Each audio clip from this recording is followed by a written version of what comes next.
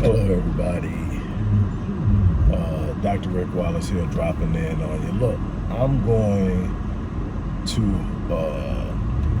try to make this my last installment on this because this is obviously going to be an ongoing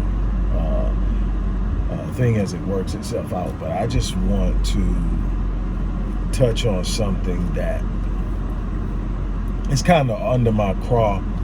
And what I can tell you now is what I've learned is, to be totally honest,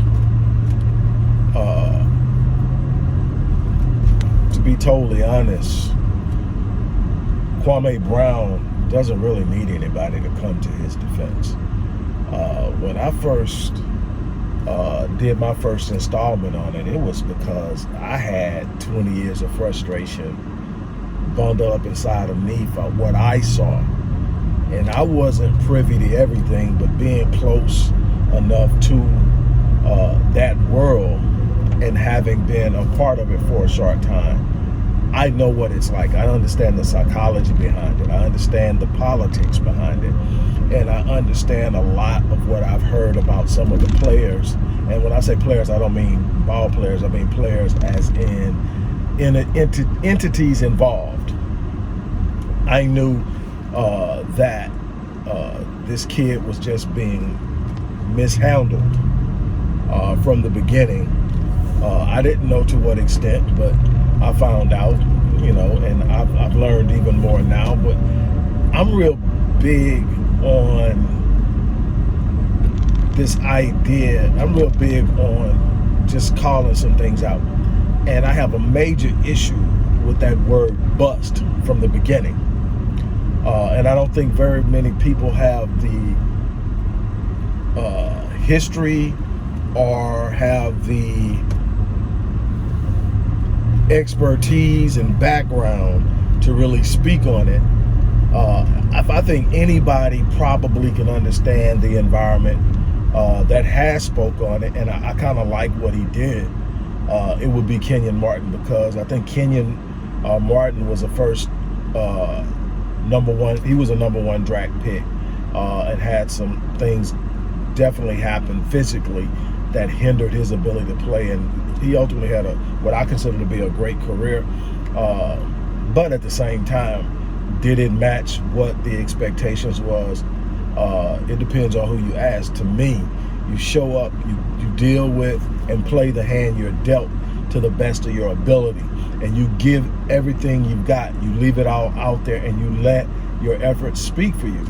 And that notion, to me, Kwame Brown had a good career. Did he do what those people who drafted him thought he would do? It's real, questionable if they even thought that he was going to do something else, because they were planning on dealing it.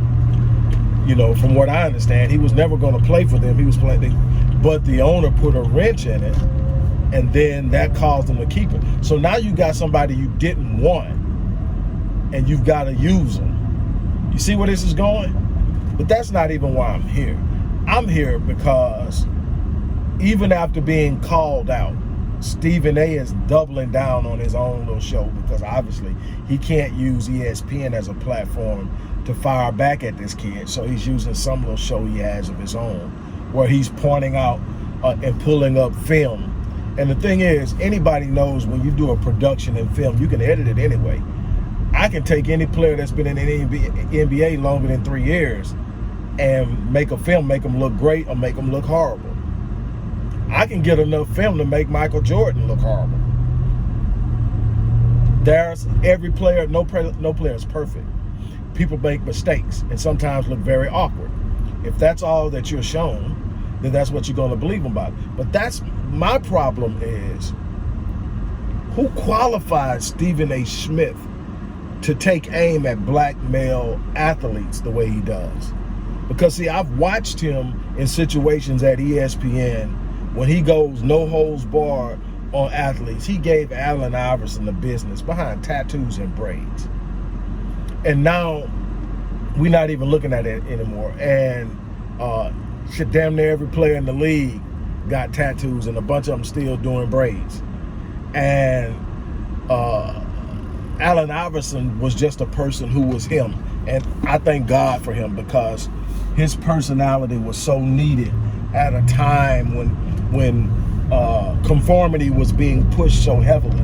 I think when you possess the talent that provides the value that's being presented as the product, you've got a lot more leverage than they want you to know. You got a lot more power than you know. And I'm a firm believer that players need to be owners. I think players need to be owners. You are the commodity. Without you, there is no league. Yeah, you can get anybody to play basketball, but now we've set the bar.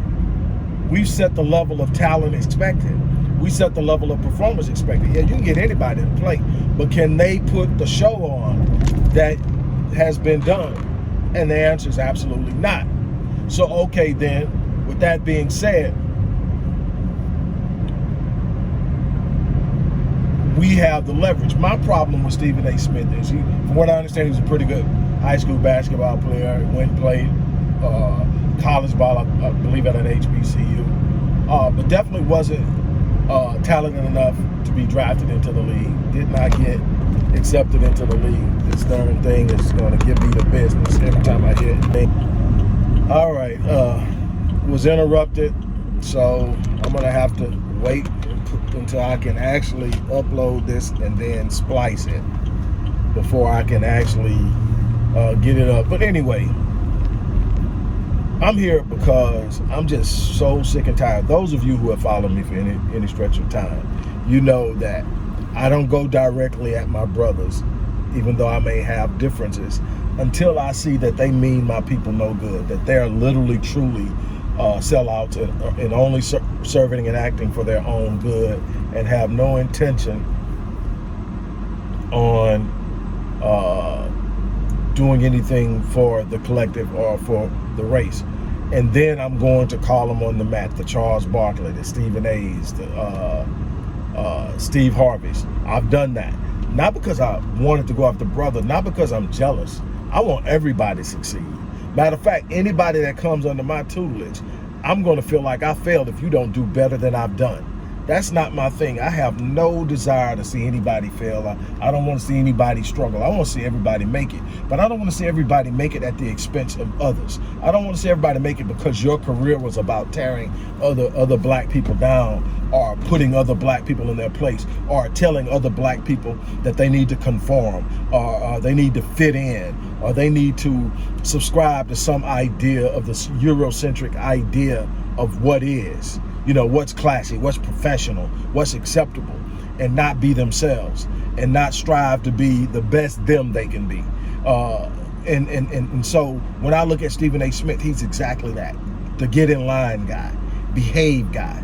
Except, you know, and the thing is, when he had something to say about a Caucasian female, and the heat came, right after he had done said some things about some blacks, and when the heat came, he told them he don't give a damn, and you know, he said what he said, and he was a straight up G until he said what he said about the white woman, and the heat came, and he came back with an apology, and then rolled out a several-day suspension. But what was the kickback then? What was the I said what I said then? What was the doubling down, like you're doubling down on Kwame right now, despite having some things come out to you and be put in front of you? You're going to double down. I said he's a bust. I'm going to show you he's a bust. Well, that's your definition. And obviously, a lot of people aren't ready to receive that. Not anymore. A lot of people will want to sit up and say, okay, we need to look at the total story. A lot of people will say that the people who made the draft choice, who was supposed to have the expertise, and the people who were supposed to develop him were the bust. But I don't see a bust. I see a kid that showed up. A kid that could have easily folded when he was being handled the way he handled, and had the mental fortitude to sit up and stand up and do what he did. He stayed for 12 years. He earned 60-something million. Now, maybe you feel he didn't deserve it, but he got it. And I think that's where a lot of people don't like. A lot of people don't like that he got paid. A lot of people don't like that he stayed around. A lot of people don't like that he didn't fold back and run back to South Carolina with his tail tucked between his legs and sit up and say, I tried, and be another cautionary tale about black kids from the hood. That he decided to make something of himself, that he's being a father right now, that he's sitting up and he's standing, and that he's standing up for himself now. Stephen A. Smith has proven over and over again. Don't get me wrong. If commentary is your thing and you showing up, you definitely got the gift of gab. You definitely got the ability to analyze. You got the ability to do some stuff. And when you're in that lane and you really talking, you can do that well. But when you sit up and handling our brothers, you need to handle them the way that they deserve to be handled. Understanding the situation and the nuances that go along with being black men.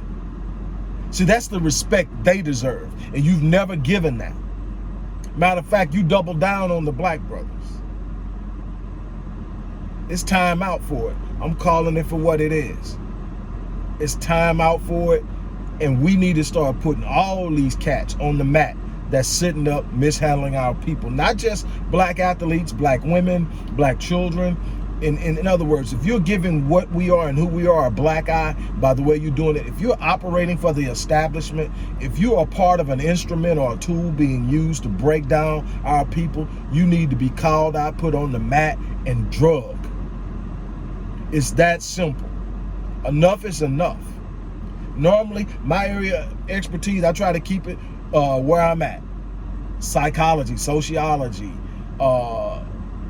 trauma, genetics, history, education. That's the thing. But I grew up in the hood. I'm a former athlete. Didn't do things at the level of these guys are doing it, but I was around it enough to be exposed to it, for it to give me a boost to get to where I need to be. And I know a lot of these cats personally. And I know the inside jobs. I know what happens. So I'm not shocked to hear any of the things I'm hearing. Politics. I've been around enough to watch coaches in high school throw college letters for kids in the trash.